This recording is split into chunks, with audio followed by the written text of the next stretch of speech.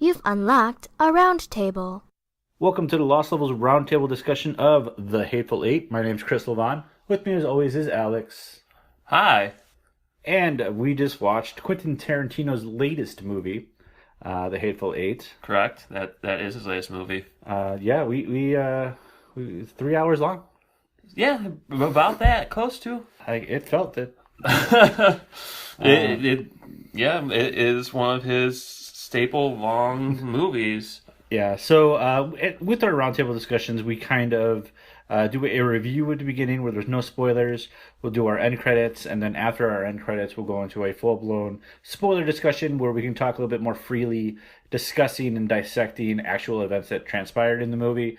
That way, it's just a free forum. It makes it an interesting conversation, and we always want to talk in free, spoiler kind of related conversations, but sometimes it's hard, so we want to reserve that for the end. And so this is going to be the first part, just a review.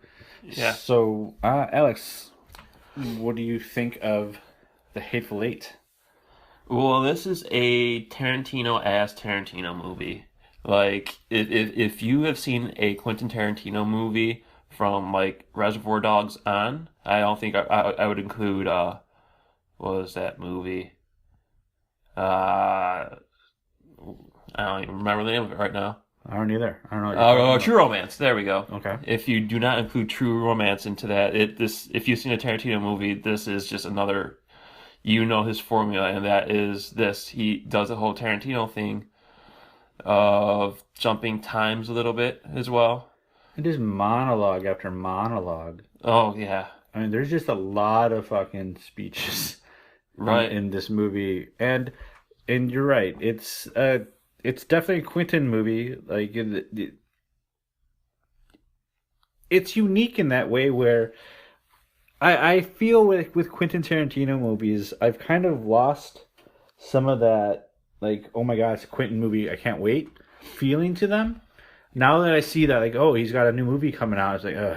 Do I have 3 hours of my life to sit there? Because they're kind of samey at this point. I mean, he takes on different genres, but the formula themselves the same, essentially. Yeah, he does, like, I like a lot of the conversations, but then at the same time, for every conversation that I like, there's other conversations that are like, well, this could have just been cut out and made this movie a lot tighter. Yeah. And that's how I kind of felt with some of these, like, long diatribes of stories that the characters are trying to give you.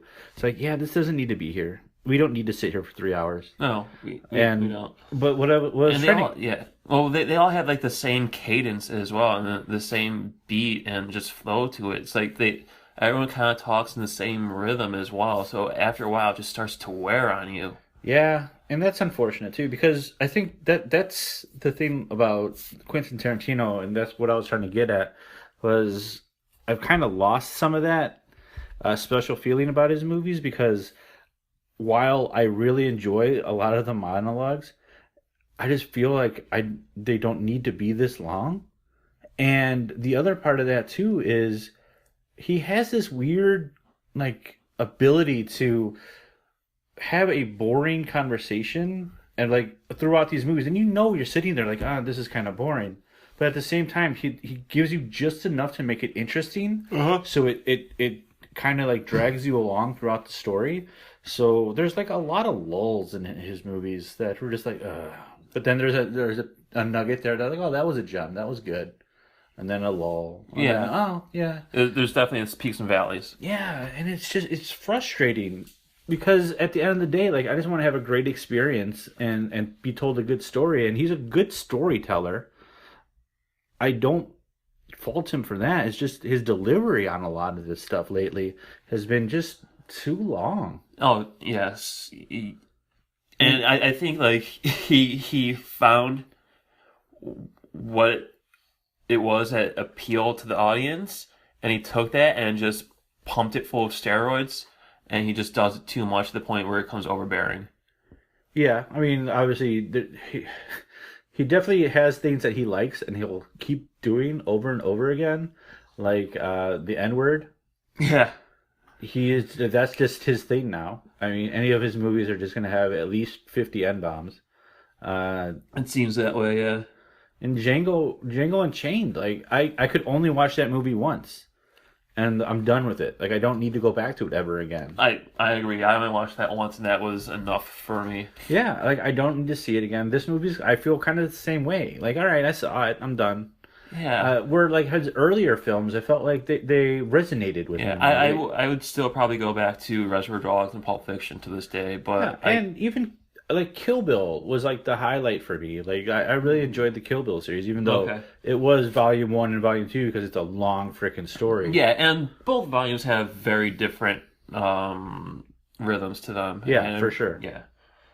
But Well- like I don't mind those as much. It's just since then, like Inglorious Bastards is just it's so rich. There's just so much there. It's like, all right, I'll watch it again. And I've watched it a couple of times, and that's the last one I watched a couple of times. Like now, like I said, Django, I really don't care about. This movie I'm probably not going to revisit anytime soon. Well, even his Grindhouse one, what was it? Death Proof. Like, even then, that had a lot of scenes that dragged, and it was only an hour and a half long, basically. Yeah, that's true. Planet Terror was definitely the stronger one Yeah. of those two films in the Grindhouse days, for sure. There's something about his movies now that just aren't appealing to me. Like you have the N-word throughout this movie. It started out like I was talking to Alex about this before, where it kind of played with using different words for the N-word. It was like, okay, maybe he's not going to go dropping it. Then once they did, the floodgates opened, and then it was just prevalent throughout the movie again. And the other part of Quentin Tarantino's niche or go-to is excessive blood or excessive gore, like unnecessarily just sprays and just Yeah. this like obscene amount of It's comical to a point almost. yeah, and it's like, all right, you're just doing excessive gore now. Like that's your niche. It's like, all right, whatever. It's not needed. No, it's not. It's just something about his movies lately. I just maybe because I'm getting older, and I'm just not feeling them like I used to. That could be. I don't know, but I felt there's almost a decade between us, and I started feeling the same way around the same time you were. So I don't think it's necessarily that. I just think it's his appeal as a director at this point because he hasn't really done anything new. Yeah, and it's not like he's fallen off like M. Night Shyamalan Oh no, by no. any means. Like his movies are still quality. They're just it's a very niche type of thing where he's kind of like M. Night in that regard, where it's like, all right, we get it, we know what you're doing. You're finding stories that you can use the N-word in, and you're just gonna and have people's heads explode or whatever you're gonna do. But like that's your thing now. It seems to be. So I'm not as excited to see an upcoming movie as I once was, for sure. And that's unfortunate, too. I don't know. Well, I mean, and the rumor at this point is he's going back to the Kill Bill stuff. And I mean, that's supposedly what's happening. And you just said, you still will go back to those. Would hearing that there's doing a third volume excite you at all? In a way that he set it up in those original movies, where he kills that one little girl's mom, and then has that long dialogue with her saying, "You come back and find me when you grow up." Mm-hmm. If it's that, then like, yeah, that's kind of interesting. That's kind of cool. Okay. Like, I'd be interested to maybe check that out. But other than that, like, I don't know anymore. Which is unfortunate, man. Yeah, I mean, regardless of that, he does have an eye for where to put the camera. Because this movie is shot beautifully. Oh yeah, this movie's great. Like visually, he's great at doing that stuff. It's just, I think that he needs to find a way to make his movies tighter. Yeah, totally. You don't need to have these long monologues. Some of them work, some of them don't. Some of the stories, they're great stories, but then the rest of the movie doesn't back up those stories. And I think it's something I'm going to touch on in the spoiler section a little bit. So that's kind of unfortunate. But like, okay, the story of the Hateful Eight, obviously, you've seen the trailers for it. You got the gist of it. You know, you have Kurt Russell's character, who's the hangman, Yeah, a bounty hunter. who always brings his people in to hang as opposed to just killing them for the reward. Right, he brings them in alive so they could, face an executioner. So you have that, and you have a group of interesting characters who get stuck in a blizzard and go to this cabin in the middle of nowhere, and that's where the movie pretty much takes place. Unveiling the mystery, which I liked. There's elements to this movie that I did like. I liked the unveiling of the mystery and like slowly going through and trying to figure out who's what in this storyline and how they all relate and stuff. So that was interesting. Yeah, I do have some qualms about that, but we'll get to it later. Yeah, there's one qualm. I'll talk about mine now. Is where he has he breaks it up into these chapters, and then towards maybe the last third of the movie, all of a sudden there's a voiceover guy. Oh yeah, that was weird. The narrator. Yeah, you have a narrator that just comes out of nowhere. Well, that was his cameo that he always does, because that was Tarantino doing the narration. But yeah, I know what you mean. It was very, very out of place. It's out of place because it's not set up at all. It's just, how are you not progressing the story through your visuals or your long conversations that you require a voiceover? Mm-hmm. The fact that you needed a voiceover to get the story to move on is a problem with the script. Yes, but I also feel like he could have done that. He could have produced the same results without that voiceover easily. He just chose to do it this way.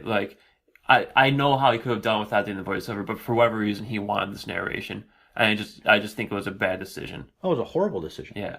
Because it comes out of nowhere, and it just seems it comes off as lazy. It's very jarring. Yeah. Because you don't get it at all throughout the rest of the movie. Yeah. It's just this and one scene happens, that's weird. It happens twice, I believe.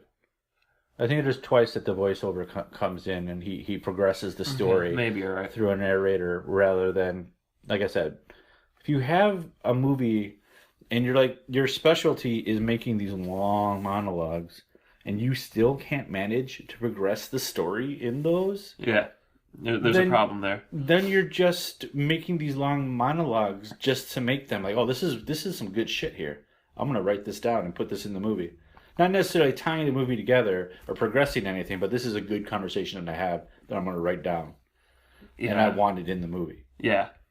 That makes you lose some of the interest of it, and that's why this fucking movie's 3 hours. No, I agree with you on that point. There's stuff that should definitely have been left on the cutting room floor.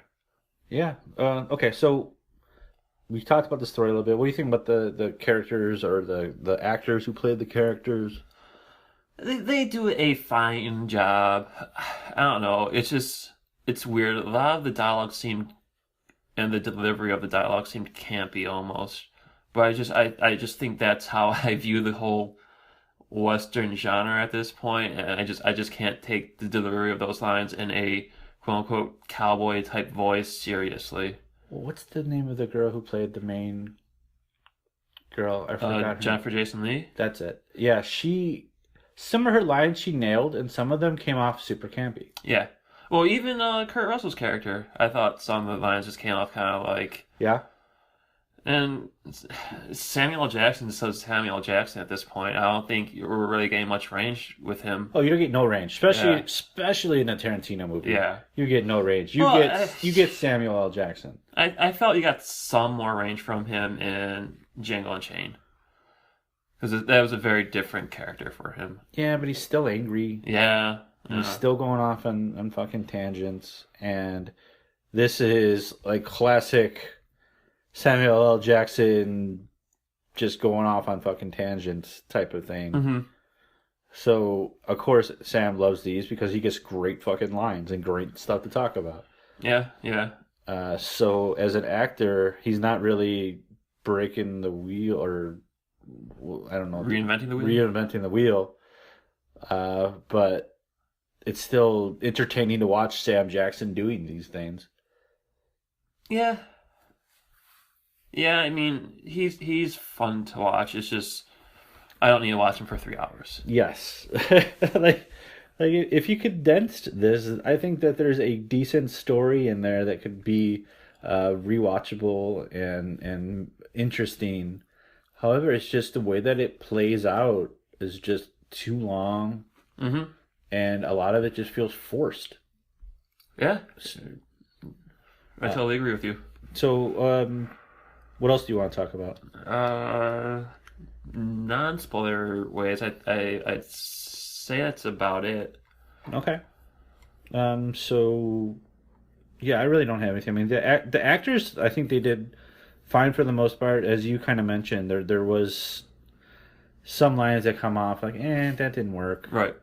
But in a movie that's pretty much 100% dialogue, I could almost let go some of the lines that don't work just because it's just so much heavily content. Yeah, and but it's just like, that just goes alright. back to if you had a little more editing, it could have been refined. Yeah. Um, the characters themselves, they're all kind of unique in their own type of way, and it's really just it almost feels like it's a paint by numbers Quentin Tarantino movie at this point. Yeah, and I feel like he does that at this point. You have your quirky characters, you have long talks, you have just like it's all the same stuff, just reshuffled and in a different story. This is Reservoir Dogs with 3 more people almost. Yeah, I mean there's nothing new and exciting or fresh to what he's providing. It's just different stories being recycled with similar characters at this point. Yeah, And the N word. pretty much. Yeah. All right. All right. So final thoughts, Alex. This movie it's a Tarantino movie, so if you've seen his movies, you know what to expect from this. You're not getting anything beyond that. It's good for a watch, but it's probably not going to be one of the ones you keep returning to. Those would be reserved for Reservoir Dogs or Pulp Fiction or Kill Bill. Other than that, it's just like I said, it's just a fine movie. It's not terrible. It's just it drags at parts, but it's entertaining at others, and it's gorgeously shot. So take that for what you will. If you like Tarantino, you'll like this to some degree. Yeah. There's, so yeah. Overall, you think watch it? Yeah, watch it. All right. I'm kind of like in the same way. Like if you're a Tarantino fan, you're gonna watch this movie. You'll probably enjoy it a little bit more than we did. I used to be a huge Tarantino fan, but now I'm kind of just falling off that a little bit. And I just if I watched this movie again, I know that I'd be sitting on my couch and there'd be a lot of pausing to get up to go do other things, coming back, unpausing, type of Yeah, thing. So like a 3 hour movie would probably take me a day to watch it again, just because I feel like I should be doing other things as opposed to watching this movie, which is unfortunate because that's not the way that it's intended, obviously. right. But It there's doesn't engage you like it should. yeah, there's strokes in there of brilliance. They're like, oh, that was really good. But then there's too much other that just you don't care. Like, whatever. Yeah. Fast forward a little bit. Let's get to some more interesting stuff. So, and that's the downfall of this movie. All right. So yeah, I'm kind of in the same boat. If you're a Tarantino fan, watch this movie. If you're not, if you got nothing to do on a day, go check out a matinee, I guess. Yeah, yeah. I mean, like I said, it is beautifully shot, so you may want to see it on a larger screen. I'm kind of bummed we didn't get to see the 70mm viewing. Yeah, the whole thing that came down to it was like, yeah, this movie is presented in 70mm, and that's the way that it should be watched, obviously. But sitting in a theater without nice seats at this point is very just daunting to me. And Especially for 3 hours. yeah, we did that recently, and I couldn't sit still for like an hour 45, and this movie was double that runtime, including trailers. Yeah. So it's like there's no way in hell I'm going to be able to do it, which is unfortunate, but kind of weird. But yeah, and I was thankful because at the end of it, it's like, man, I don't think I would have been able to do it, man. No, totally. So yeah, check it out at a matinee if you've got nothing else to do. This is we're coming up in January and February, and that's traditionally where movies get placed where they're not really very good movies. Right. You're after the Oscar race, and you just have these movies that were made with great intentions, but unfortunately weren't very good, and they realized that, so they always push them to that January, February lull. Exactly. So if you want to get out and go to a movie, and you've watched Star Wars 3 times already, I don't know why you would want to do that. Go check this out, because there's really nothing else coming out anytime soon. You got that The Forest. The Forest coming out next week, and then you have that, what is that, the one with Gerard Butler as an Egyptian. Oh, Kings of Egypt? Yeah, whatever that is. I didn't realize it's coming out already. That's in this lull, the January, February. Oh my god. So, yeah. Check this out, I guess, because there's really not much else. No, well, The Revenant's coming up as well. Oh, is that Revenant? Yeah, that's coming next week as well. Oh, well, okay. Well, then Revenant. Definitely go check that out. I heard that's also going to be a long movie, just FYI. Okay. That seems to be a popular theme with movies these days. Lately, yeah, definitely. But all right, how can we reach you, Alex? You can follow me on Twitter. My name there is Alex Sandberg, AlexSanberg, or email me directly at the website, alex@lostlevel.com. What about you, Chris? You can reach me on Twitter. It's twitter.com/calmintensity. I do have an Instagram that I've been updating on a more regular basis as well. It's Chris's Calm. All of the social media stuff for lostlevel.com is on lostlevel.com. In the upper right-hand corner, we have a Facebook link, YouTube link, which we're trying to do some cool shit on. Maybe doing some video reviews in the upcoming months here, and trying to really launch that as a platform for us. We have our Apple iTunes link as well. So definitely check it out. lostlevel.com, upper right-hand corner. And then all of our stuff is on there as well. So thanks for listening. Hold on for spoilers. And we'll talk to you guys soon. Spoilers! Yay! Yeah, okay. All right. Where do you want to start? You had something you wanted to touch on, so I figured you could start. Yeah, like the blatant racism in this movie is like it's Quentin Tarantino, I guess. Not really just focusing on African Americans by any means. He's equal opportunity in racial slurs. Yeah. But yeah, there's this one long story that Samuel L. Jackson is going into, proving how the Mexican guy was lying the whole time, and he's talking about the story, and in it, the punchline for it was like that sign on the wall. She took it down 2 years ago because she wouldn't let Mexicans or dogs in. She had to take it down because she started letting dogs in. Right. But then later in the movie, there's a flashback to how the setup actually took place and everything, and she's there and her husband's there, and the group comes in, a group of 4, was it? Yeah. The 4 guys come in, and the Mexican guy's with them, obviously, and she makes no reference to him. She makes no, like, oh, fuck that guy type of, like, blatant racism, which kind of contradicts that whole entire story. Yeah. That he was saying. Like, it didn't make sense. That whole story was pointless by that action. Yeah. It's a funny story because it has like that funny punchline, right? But you just wasted 5 minutes. It doesn't play out exactly because it doesn't tie into the story. And that's where I started feeling like a lot of these stories really don't need to be in here. They're just Quentin word vomiting on page. and trying to be clever. Yeah, and then he's like, "Oh, this is great. This is perfect. This is exactly what I want. Let's roll this." And he doesn't necessarily focus in on trying to make it work in the movie. Mm-hmm. It's just, "Oh, this is great shit. This is great speeches." Yeah. So that's how I felt like a lot of his movies have become as of late, where you just have all these long speeches that sound great by themselves, but as a movie, they don't tie together. They don't really matter. And then you're just left with this 3-hour fucking movie. Of 3-hour movies of monologue. Yeah. Yeah. My main issue with it is that, like, this whole time you're watching this and you're trying to figure out what happened here, and it's almost, a mini mystery in some sense. And I feel like in mysteries, the the audience is supposed to kind of figure it out with everyone. They're just supposed to connect the dots and everything.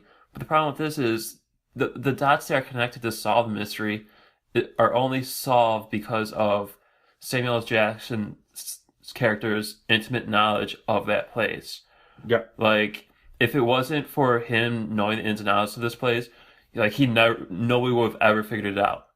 And that bothers me. That doesn't really make for a clever story or mystery. It's just background noise at that point, I feel. No, you're 100% right. Like, those are the things that were like, interesting to me. Like, oh, this is like a murder mystery. This is perfect. This is what I want. It's like, oh, the stew tastes different. Well, how the fuck are we supposed to know that? Yeah, like in a good mystery movie, like you rewatch it and you start seeing clues. Yeah. To stuff like the way a character looks at somebody or whatever it is. There's clues that get the audience into it. Like, oh, I know that motherfucker did it. Look at it. Yeah. Oh, that was just a misdirect.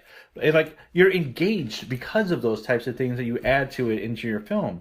This movie was a murder mystery, but none of it is given to the audience until Samuel L. Jackson finally delivers a line that says, "Oh, here it is." Yeah, exactly. And then you're supposed to be like, well, that's kind of boring. Like, yeah, the audience doesn't get a sense of accomplishment from it, you know? The audience wants to have that, like, oh, I was right. Or, like, oh, yeah, that makes total sense now. You don't get that because it's like, oh, well, okay, if you say so, Samuel L. Jackson. Yeah, like Samuel L. Jackson's looking around at the place, looks at the coffee pot, looks down at the ground, and there's a random jelly bean on the ground. Right. And you're like, well, what's that for? What's the jelly bean? It really means nothing other than the fact that someone got shot while moving jelly beans. But you wouldn't know that because it's a single jelly bean. Yeah.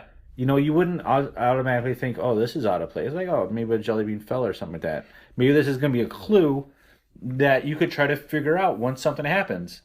No, it's not. This is evidence of someone being killed. Yeah. It's stuff like that where he just really misses the mark. 100%. Yeah. It just turns in from a interesting whodunit to this movie is just full of conversations over and over again that really don't matter. And what also kind of kills the whodunit aspect is the surprise twist of someone being under the floorboards the whole time. Yeah. And it's just like... for a compelling mystery, you need all the players in the game. Mm-hmm. Like, where's that guy? Right. What's he doing? All of a sudden, Samuel Jackson gets shot in the nuts from underneath him. It's like, well, that's... Well, I don't understand either. Like, okay, he shot through the floorboard at Samuel L. Jackson. Why did he not kill them while he was still under there? Why was he forced to come out? That made no sense. Like, he still had guns and bullets. He could still shot them from beneath the floorboards and could come out, without any worry of being shot. Yeah, they were obviously pretty damn hurt. Both sitting by the bed, you can tell by where their voices are. And in the Old West, I'm sure that the floorboards probably have holes in them enough that you can see. Enough that you look up and see, yeah. Yeah, and it's just not... that's the shit. That's the lazy writing in this. And it's just like, whatever. Yeah, it's... You got to the point at the end where you kind of just... you keep on shifting in your chair because you're just waiting for it to be over. Mm-hmm. Because it's not exciting because you're just waiting for them to reveal everything as opposed to trying to figure it out yourself. You're right, man. You fucking can't. Yeah, that's exactly what it is. That's the problem with this movie. Amongst other things. But yeah. That was a major underlining problem for me, where it's just like you're trying to do something and then you can't accomplish it in the most easiest possible ways by watching any other movie that's a murder mystery or any type of suspenseful movie. And just watching how they deliver clues subtly and stuff. Like, I need to watch these fucking those types of movies a couple times because it's like, oh, I want to see what kind of clues. Mm-hmm. You know that this doesn't have those. Exactly. And, so, yeah, I'm just done with this movie. Right. Which is unfortunate. You know what? And I went into this movie thinking it's probably going to be on the same level of Django Unchained. Like, I'm sure it's going to be fine, which it was, but I'm sure it's going to be something I don't have to watch again, which it is. Yeah.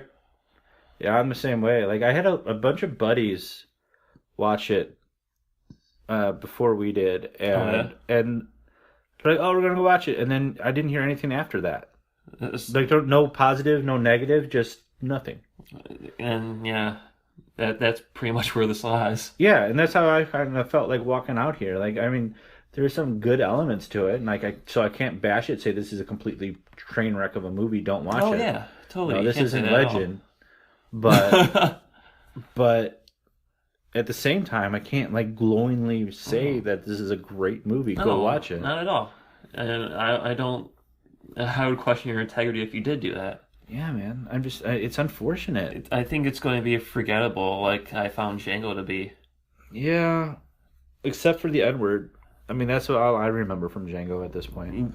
Yeah, That and like overtop performances.